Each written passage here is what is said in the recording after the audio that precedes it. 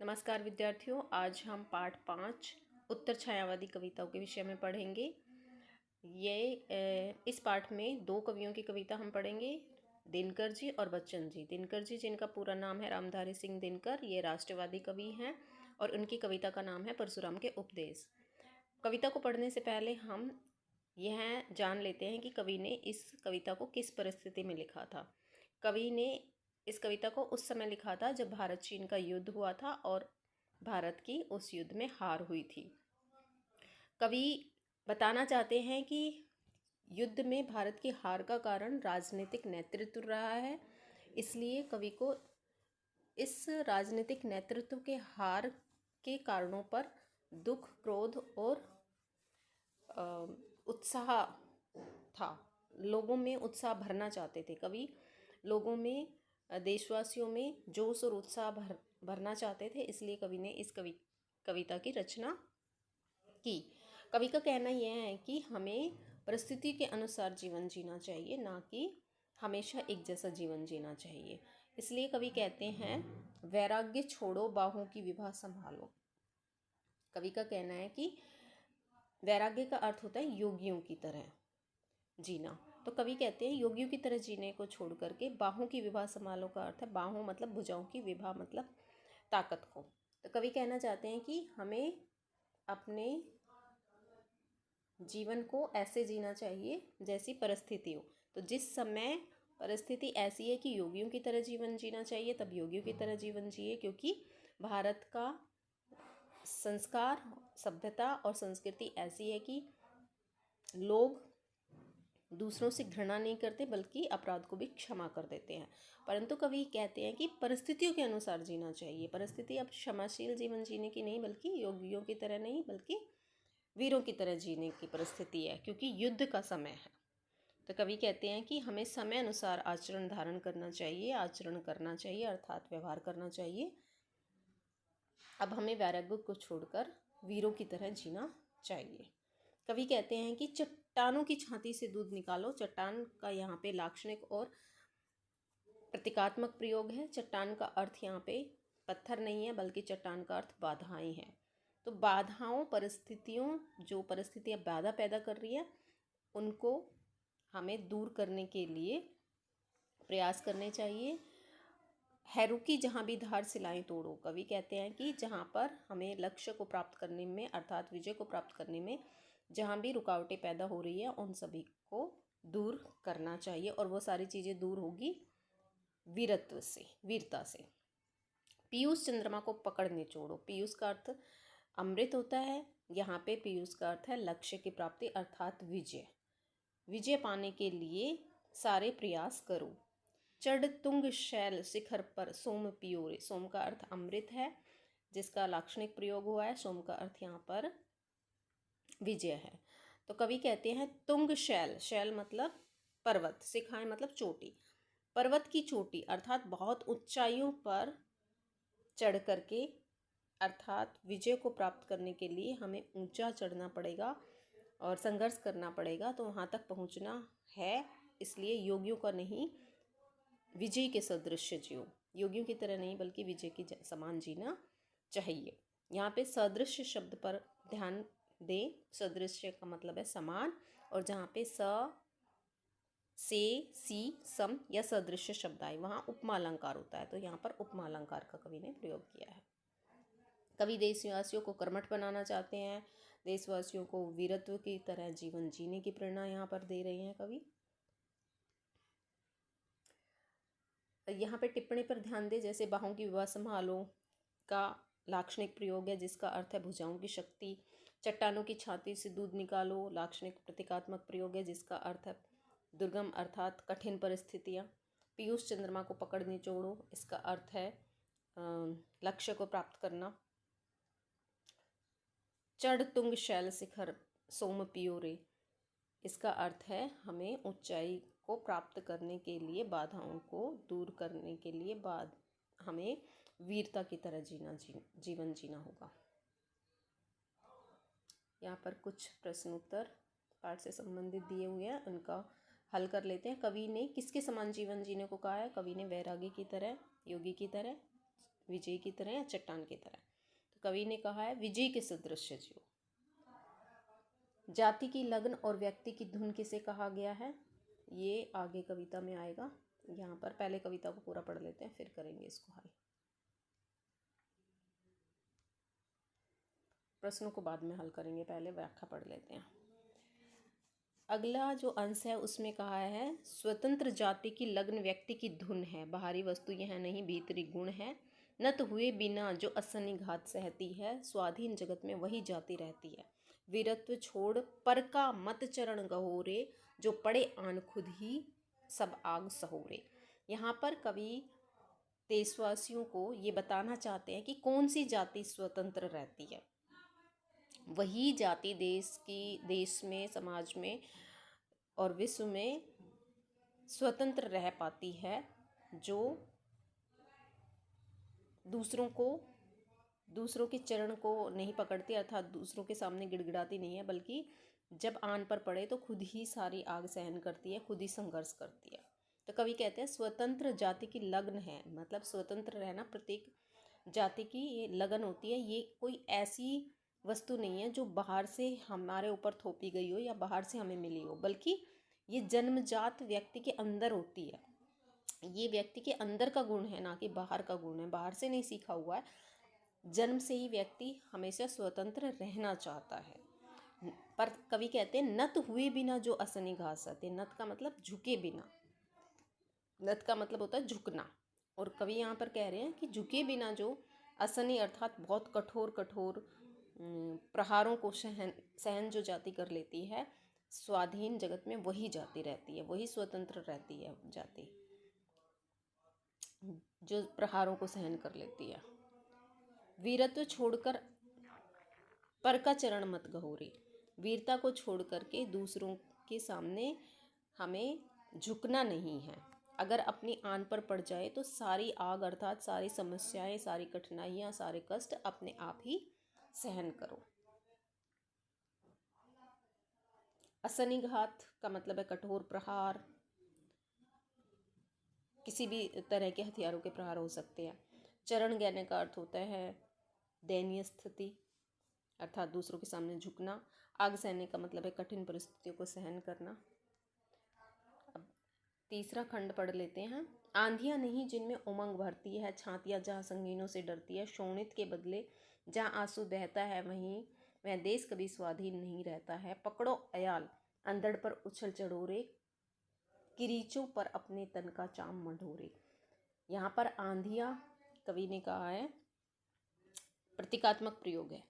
आंधियों का अर्थ है शत्रु रूपी आंधी। तो जहाँ पर जिस देश के लोग, देश के वासी शत्रु रूपी आंधी को देखकर जिनमें उमंग नहीं भरती है, जिनकी छातियाँ, जिन वीरों की छातियाँ संगीनों अर्थात बंदूकों के वार से डर जाती है, जहाँ के लोग, शोणित का अर्थ होता है खून, जहाँ के लोग खून के बदले आंसू बहाते हैं, वो देश कभी स्वाधीन नहीं रह सकता। कभी ये बताना चाहते कि कौन सा देश स्वाधीन नहीं रहता और कौन सा देश स्वाधीन रहता है। कौन सा देश स्वाधीन नहीं रह सकता? जहाँ पर शत्रु रूपी आंधी को देख करके लोगों के छातियों में उमंग पैदा नहीं होती, जहाँ की लोगों के वीरों की जो छातियाँ हैं वो संगीनों के वार से डर जाती है, जहाँ आंसू बहाए जाते हैं खून के बदले, वो देश कभी स्वाधीन नहीं रह सकता। देशवासियों को संबोधित करते हुए कवि कहते हैं कि पकड़ो अयाल। अयाल यहाँ पर प्रतीकात्मक प्रयोग है।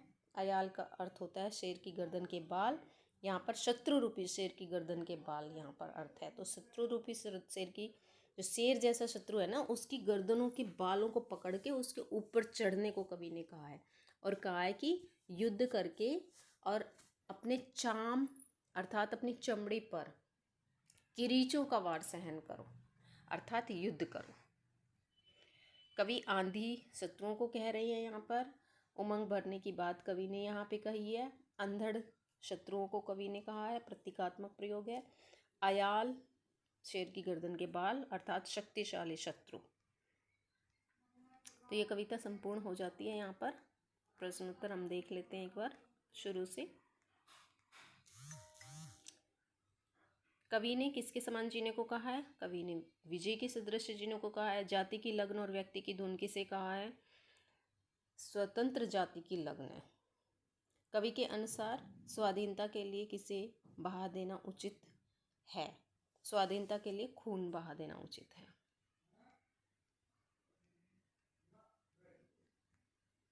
असंभव लगने वाले उद्देश्य को कैसे संभव बनाया जा सकता है? भुजाओं के बल से है रुकी जहां भी धार प्रतीकात्मक है, मार्ग में आने वाली बाधाएं।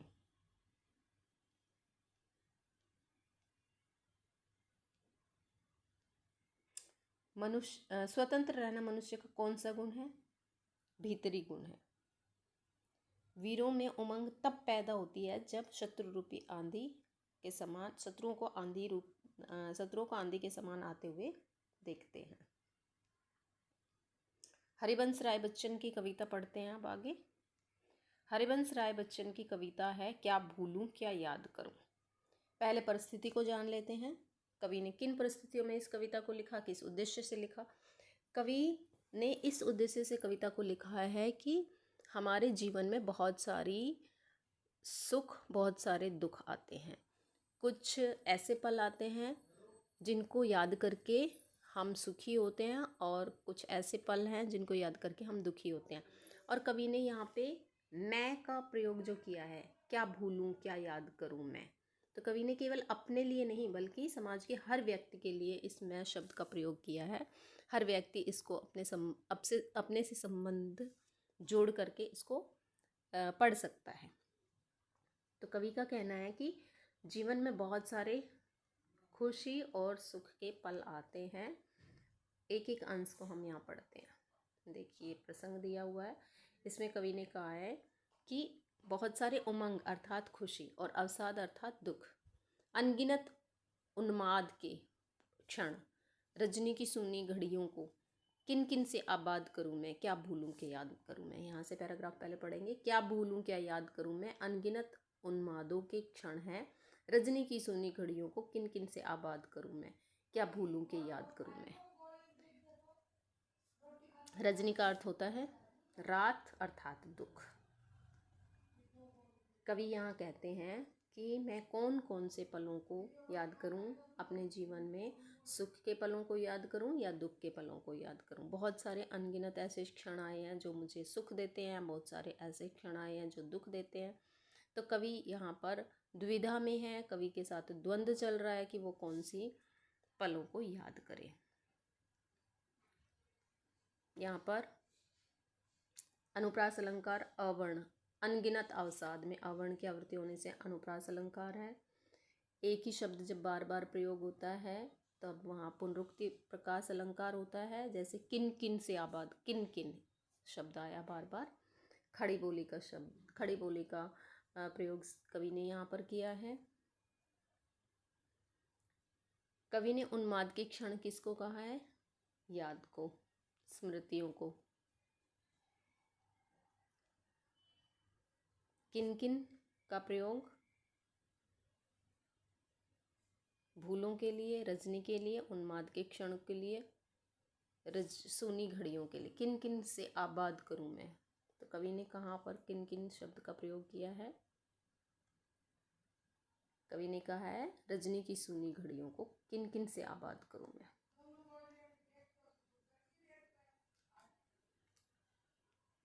दूसरा अंश पढ़ेंगे। याद सुखों की आंसू लाती, दुख की दिल भारी कर जाती, दोस्त किसे दूं जब अपनों से अपने दिन बर्बाद करूं मैं, क्या भूलूं क्या याद करूं मैं। तो यहाँ पर कवि कहते हैं, कवि को वही द्वंद्व अर्थात कवि इस समस्या से घिरे हुए हैं कि कौन से पल को मैं याद करूं जीवन में, सुख के पल को या दुख के पल को। क्योंकि दोनों ही पल जो याद करने से वो आंसू ही दे जाते हैं। दुख की दिल भारी कर जाती है, सुख के जो पल हैं वो आंसू दे जाते हैं कि कितने सुख के पल थे, उनको याद करके भी व्यक्ति दुखी होता है। और दुख की जो पल है वो भी भारी कर जाते हैं, दिल को भारी कर देते हैं। दोष किसे दूं, मैं किसको दोष दूं। तो कवि कहते हैं कि मैं अपने को अपने से बर्बाद करूं, मैं अपने आप ही इन सुख और दुख के पलों को याद करके दुखी होता हूँ तो मैं किसको दोष दूँ इस बात के लिए? तो स्वयं को ही कवि दोष दे रहे हैं यहाँ पे कि ये सारी जो याद करके मैं अपनी भूलों को, अच्छाइयों को, बुराइयों को याद करके अपने आप ही दुखी होता हूँ। तो इस अंश में कवि किसे दोष दे रहा है? स्वयं को दोष दे रहा है। दुखों को याद करके कवि क्या प्रभाव डालती है? दुख के पल याद करने से आंसू दे जाते हैं, दुख के पल। तीसरा अंश, दोनों करके पछताता हूँ, सोच नहीं मैं पर मैं पाता हूँ, सदियों के बंधन से कैसे अपने आप को आबाद करूँ मैं, क्या भूलूँ क्या मैं, याद करूँ मैं। तो कवि यहाँ पे कह रहे हैं कि सुख के पल याद करके भी मैं दुखी हो जाता हूँ, सुख के और दुख के पल दोनों ही पलों को याद करके मैं, सुधियाँ कहते हैं यादों को, यहाँ पे सुधियाँ शब्द आया ना, सुधियाँ कहते हैं यादों को। तो कवि कहते हैं इन यादों के बंधन से कैसे मैं अपने आप को मुक्त करूँ, कैसे मैं इनसे अपने आप को आबाद करूँ। आबाद का मतलब इनसे कैसे मैं छुटकारा पाऊँ, कौन सी चीज़ें भूलूँ, कौन सी याद करूँ। तो कवि के मन में द्वंद्व चल रहा है कि मैं इन यादों से कैसे अपने आप को छुटकारा दिलाऊं, इन स्मृतियों से, इन यादों से, ताकि ये याद मुझे ना आए और मुझे पीड़ा ना दे। सुख और दुख का अर्थ है सुख के दिन, दुख का अर्थ है दुख के दिन। भारी होना एक मुहावरा है, दिल भारी होना, उदास होना। कवि प्रस्तुत अंश में अधिकांश कवि को क्या लगी है? कवि विवश है। यहाँ पे क्या भूलूं क्या, विवशता है कि कौन सी चीज़ें भूलूं, कौन सी याद रखूं। कवि स्वयं को किसके बंधन में पाता है? कवि अतीत की यादों के बंधन में पाता है। तो ये पाठ यहीं पर समाप्त होता है। इस पाठ से जितने भी प्रश्न उत्तर हैं, व्याख्या अगर आपको अच्छे से समझ में आ जाती है तो आप इनके उत्तर